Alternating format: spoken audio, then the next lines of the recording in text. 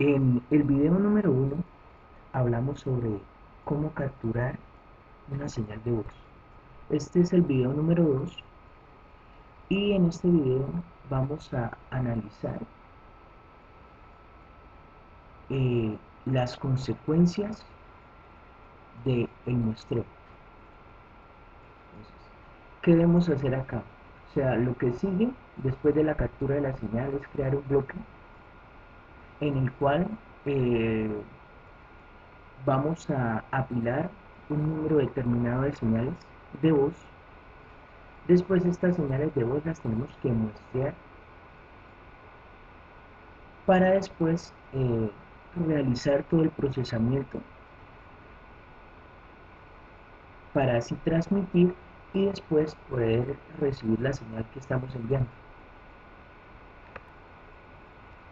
La parte de muestreo es la parte fundamental del análisis de señales, ya que si seleccionamos una frecuencia de muestreo que no es óptima, la señal que se transmita al intentar reconstruirla no será la misma señal que se envió, ya que va a haber pérdida de información debido a la mala selección de la frecuencia. Para esto voy a leer un pequeño párrafito sobre el proceso de muestreo, que dice así: mediante el uso del proceso de muestreo, una señal analógica se convierte en una secuencia correspondiente de muestras que suelen espaciarse uniformemente en el tiempo.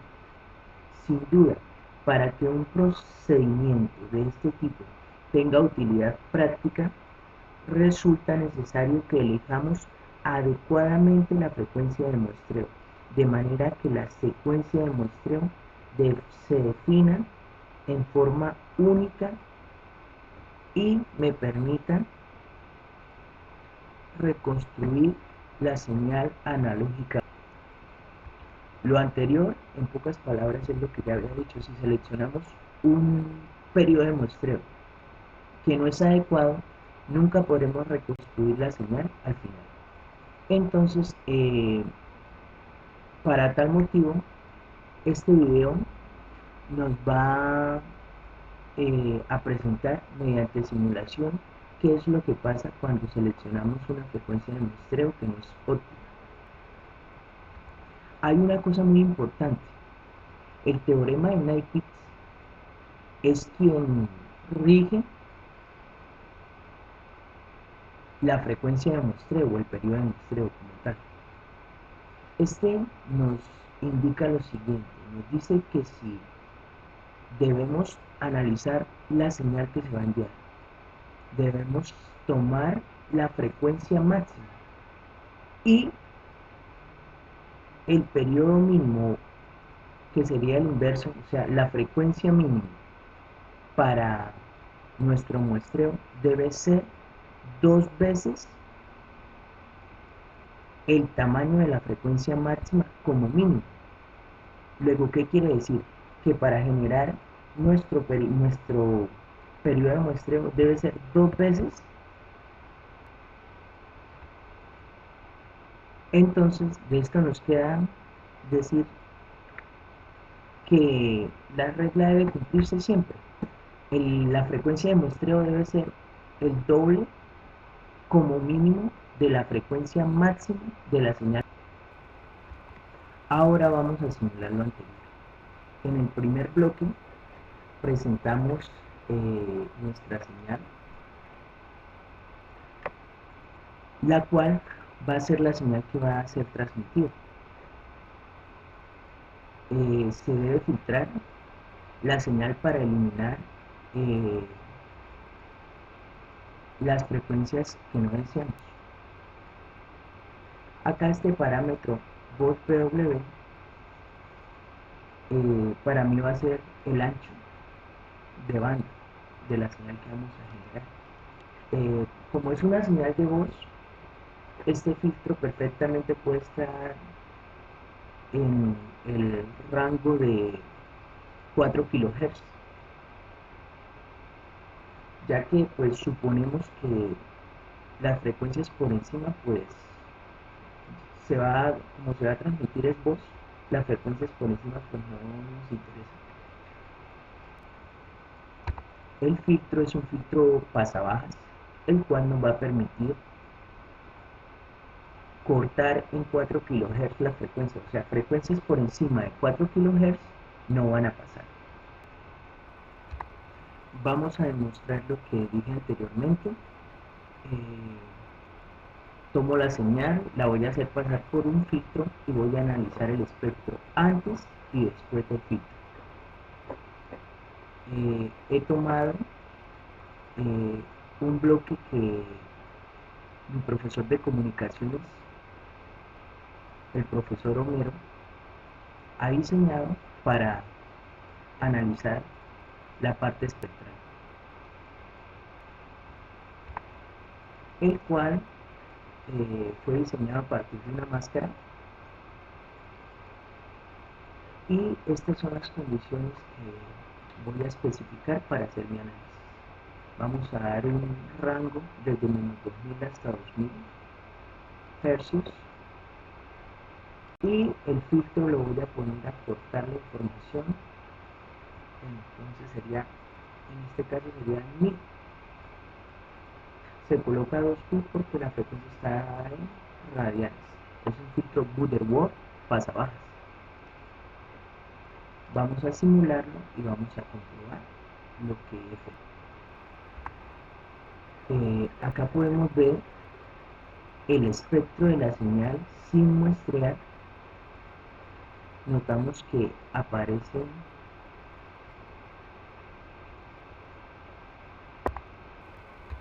componentes del espectro después de 1 kHz, y esta es la señal ya muestreada no, filtrada, la cual notamos que no aparece ningún componente del espectro después de 1 kHz, dado que esta fue la frecuencia de corte de nuestro filtro pasabajas.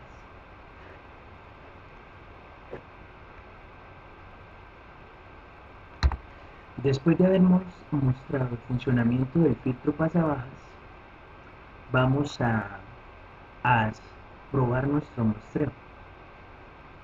Lo primero que tomamos es nuestra señal de voz filtrada y la debemos multiplicar por un tren de pulsos. Acá es lo interesante. El filtro le vamos a definir una constante denominada voz BW, que va a ser nuestro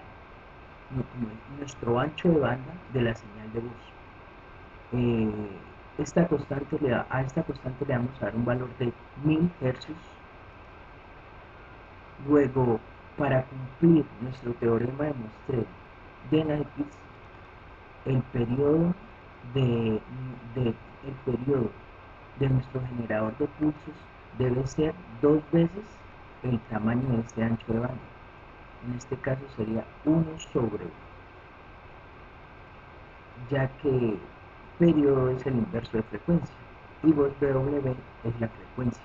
Entonces 1 sobre 2 veces eso, y le vamos a dar un ancho de pulso del 30%, la amplitud de 1. Con esto estamos satisfaciendo nuestro teorema de muestreo de Nyquist. Entonces, ¿qué hacemos? Dado que es una operación entre funciones, solamente va a haber señal donde aparezca un pulso, ya que cuya magnitud va a ser el valor de la señal, pero la amplitud va a ser la amplitud de nuestro pulso. Entonces, vamos a simularlo y vamos a ver cómo se comporta nuestro sistema.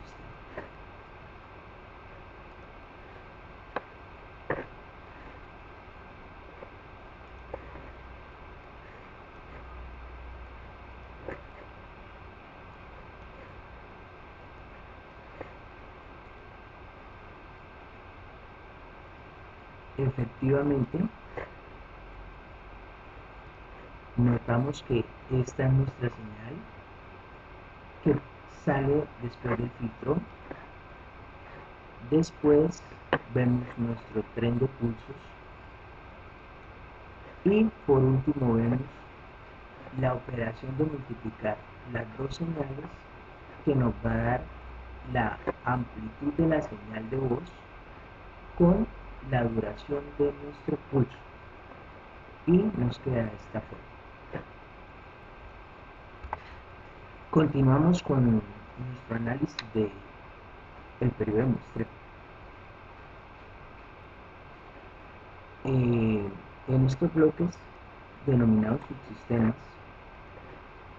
guardamos lo que habíamos hecho anteriormente. Esto se hace para tener una mejor estética. Entonces, en este osciloscopio en el canal 1 vamos a ver la señal filtrada, en el canal 2 ya vamos a ver el tren de pulsos,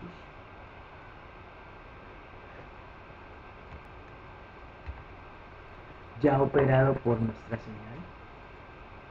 Entonces ya vamos a ver nuestra señal muestreada. Esta señal, para poderla recuperar, lo que vamos a hacer es hacerla pasar por cuya frecuencia de corte va a ser igual a la frecuencia de corte del filtro inicial, y también le vamos a adicionar una ganancia, dado que después de ser transmitida la señal se va a atenuar. Entonces vamos a amplificarla un poco. Este filtro, cuyas características son idénticas al anterior, lo que va a tomar es nuestros pulsos, nuestra señal muestreada, y la va a volver nuevamente una señal continua. Vamos a simularlo y vamos a ver que efectivamente lo que dice el teorema de muestreo en X se está cumpliendo.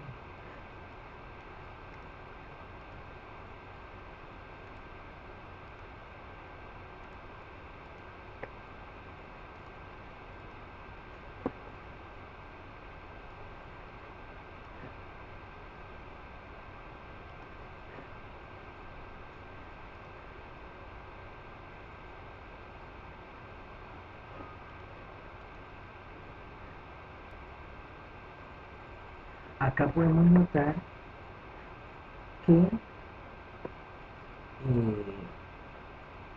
en el canal 1 vemos la señal de voz, en la señal 2 ya la señal muestreada, en la 3 es la misma señal muestreada y la señal 4 es la señal ya reconstruida por nuestro filtro. Notamos que hay un desfase, pero la señal efectivamente es la misma. ¿Cuál sería la mayor forma de demostrar esto? Escuchar la voz de entrada, grabarla a la salida para mirar si es cierto. Vamos a generar la grabación en el archivo 1, se denomina señal transmitida,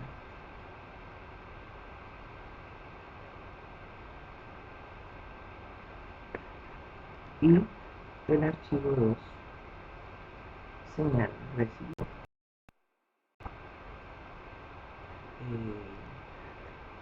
La grabación ya terminó.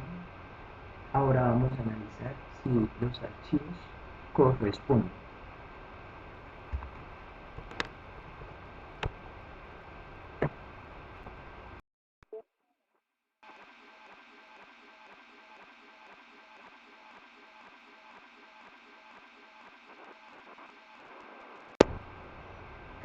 Ahora vamos a generar la señal recibida, a ver si sí corresponde con la señal que transmitimos.